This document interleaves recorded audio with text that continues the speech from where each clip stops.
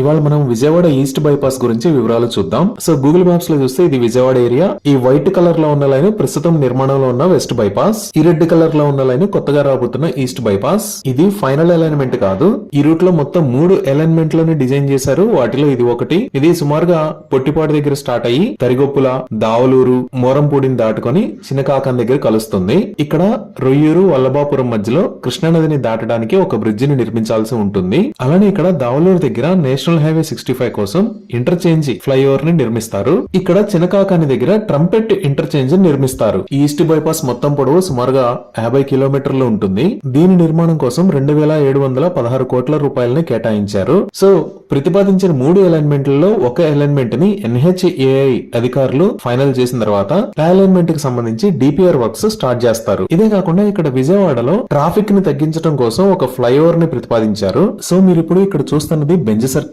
ఈ Benz circle దగ్గర already flyovers నిర్మించారు. ఇది దాటిన తర్వాత గన్నవరం వైపు వెళ్ళాలి అంటే ఇక్కడ మహానాడు జంక్షన్ ని, అలానే ఇక్కడ రామవరపాడు రింగ్ ని దాటుకుని వెళ్లాల్సి ఉంటుంది. ఈ ఏరియాలో విపరీతమైన ట్రాఫిక్ జామ్ అవుతుంది. సో ఈ ట్రాఫిక్ జామ్ ని తగ్గించడానికి సుమారుగా ఇక్కడ నోవోటెల్ ని దాటిన తర్వాత ఈ ఏరియా నుంచి నిడమానూరు రోడ్డు దాకా ఒక 4 వరుసల వంతెనని ప్రతిపాదించారు.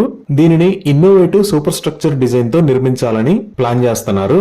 దీనికోసం ఎలాంటి భూసేకరణ అవసరం లేదు. అలానే ఈ ఫ్లైఓవర్ నిర్మాణం కోసం 669 కోట్ల రూపాయలని కేటాయించారు. ఇవి విజయవాడకు సంబంధించి త్వరలో రాబోతున్న ప్రాజెక్టుల వివరాలు.